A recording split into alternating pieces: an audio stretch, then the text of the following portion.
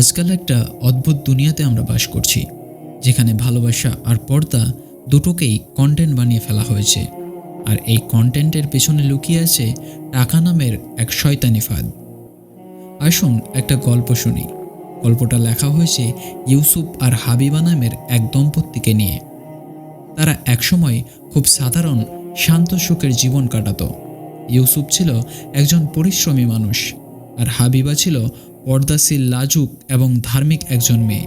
একদিন ইউসুফের একজন বন্ধু বলল, ভাই, তোমার স্ত্রীকে দিয়ে ছোট ছোট ভিডিও বানাও, দেখবে এতে ইনকাম হবে।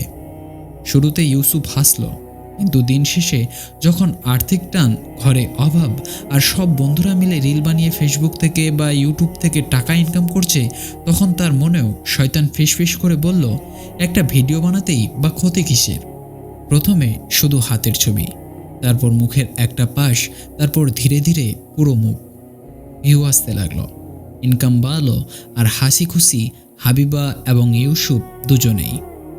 এখন স্ক্রিনের মানুষ তাকে দেখছে, হাজারো পুরুষ তাকে লাইক দিচ্ছে এবং কমেন্ট করছে, আর ইউসুফ সে টাকার হিসাব রাখছে। কিন্তু একদিন এক অপরিচিত আইডি থেকে মেসেজ এলো, ভাই, আপনি কি সত্যি আপনার স্ত্রীকে এসব করার জন্য অনুমতি দিয়েছেন? ওই একটা মেসেজ ইউসুফের হৃদয়ে আগুন ধরিয়ে দিল। সে বুঝতে পারল সে তার স্ত্রীকে রক্ষা করার দায়িত্ব ভুলে গিয়েছে।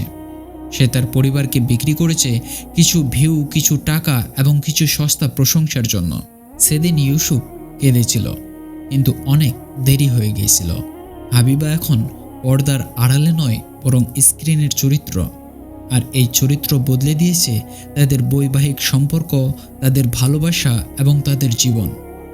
প্রিয় ভাই এবং বোনেরা, রিজিক হচ্ছে আল্লাহর হাতে।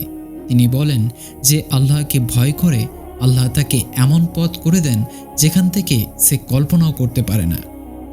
কিন্তু আমরা এখন আল্লাহর ওপর ভরসা ভুলে সোশ্যাল মিডিয়ার ভিউকে রিজিক ভেবে নিয়েছি।